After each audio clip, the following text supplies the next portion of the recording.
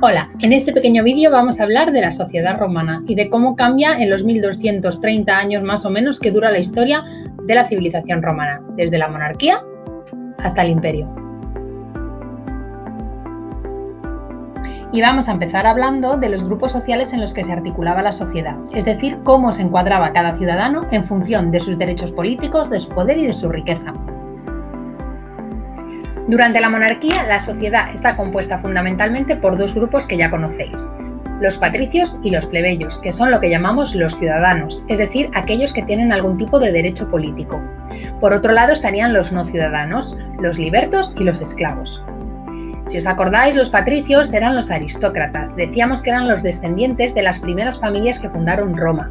Son los terratenientes, es decir, los dueños de las tierras, y son los que tienen mayor poder político y presencia política, porque de ellos se elige el rey y forman los dos órganos de consulta o de asesoramiento del rey, el Senado y el colegio sacerdotal. Por otro lado, los plebeyos son la mayoría de la población, son aquellas familias que no descienden de esos fundadores famosos de Roma y tienen la obligación de pagar impuestos y formar parte del ejército para defender la ciudad. Están excluidos, por tanto, del gobierno porque, a pesar de que forman parte de esos comicios o asambleas que ayudan a elegir al rey, no tienen realmente poder, ya que no están en los órganos fuertes del gobierno. Por otro lado, como hemos dicho, entre los no ciudadanos destacaríamos los libertos, que son antiguos esclavos, personas que eran esclavas y que han conseguido la libertad, o bien porque han conseguido pagar el precio de la misma, o bien porque sus dueños los han liberado.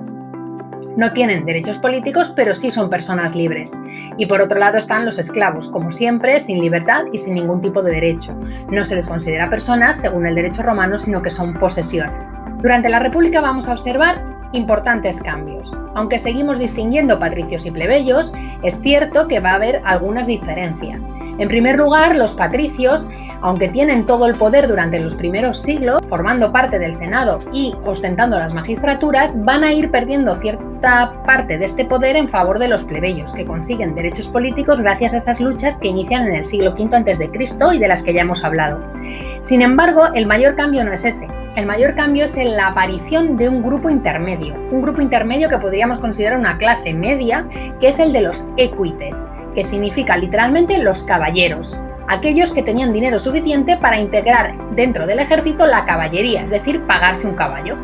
Por debajo estarían de nuevo los libertos y los esclavos. En el caso de los esclavos, cada vez más numerosos debido a ese sinfín de conquistas y a esa expansión territorial enorme que sufre Roma durante la República. En el imperio todo esto cambia radicalmente. Los grupos sociales ya no son patricios y plebeyos. Estamos hablando de tres grupos sociales fundamentales: clase alta, clase media y clase baja.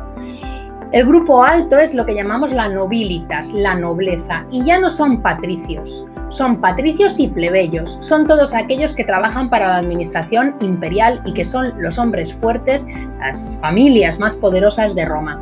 Son ricos, tienen poder político, incluso durante los primeros momentos, antes de que el Senado desaparezca por completo, forman parte de lo que llamamos la clase senatorial. Son los optimates, los mejores.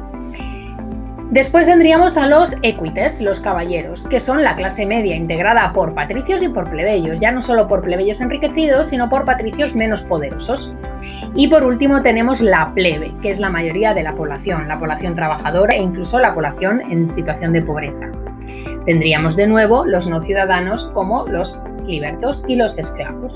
A pesar de todos estos importantes cambios, hay una cosa que permanece inmutable en el tiempo, y es la importancia de la familia como la base de la sociedad, y dentro de la familia del pater familiae, es decir, del padre de familia, porque la sociedad romana, como la sociedad griega o como muchísimas otras sociedades, es una sociedad patriarcal, pero en este caso además legalmente el pater familiae es la figura clave de la ley, es decir, el que tiene la autoridad absoluta sobre todos los miembros de la familia. Como hemos dicho, por tanto, la cabeza de la familia es el pater familiae y la base de la sociedad romana, la familia romana. Este pater familiae, este padre de familia, es la figura legal y de su autoridad y su decisión dependen todos los miembros que forman parte de esa gran familia. Una familia que hay que entenderla en sentido extenso, porque no solamente están los hijos o la mujer, o madre, sino que también se incluyen dentro los esclavos, que forman parte de la familia romana en términos legales y por tanto están bajo la autoridad del pater familiae, igual que lo están los hijos y la mujer. Aquí tenéis una imagen de una familia acomodada, de una familia de la nobilitas romana. Podéis ver en la imagen que dentro de esa familia se incluyen tanto los esclavos como los clientes o personas que trabajan las tierras o los negocios del pater familias y que por tanto trabajan para él y tienen una relación estrecha con ellos, que desde el punto de vista legal forman parte de esa familia, así como los hijos y las hijas y por supuesto la matrona romana, la mujer romana. La matrona romana tiene una posición siempre muy importante dentro del ámbito del hogar, no fuera. Solo los hombres se dedican a la vida política, las mujeres se reservan al ámbito doméstico. Sin embargo, a diferencia de lo que ocurría con las mujeres griegas, no están encerradas en una habitación especial y dentro de la casa tienen una importante labor en la gestión del personal y de todo lo que tiene que ver con la logística, la alimentación, etc. La matrona romana, además, tiene una posición algo mejor que la mujer griega, ya que la ley romana reconoce el divorcio y además la posibilidad de que una mujer herede, por ejemplo, o incluso gestione propiedades y negocios por sí misma. Los hijos van a recibir una educación muy similar hasta que llegan a la adolescencia. A partir de ese momento, las mujeres van a ser educadas en las labores propias y en el papel propio de una matrona y de una mujer, esposa y madre, mientras que los chicos se van a formar en la vida militar y en la vida política para formar parte de ese cursus honorum, de esa carrera de magistraturas, que es lo que se dedica la gente de la clase alta romana.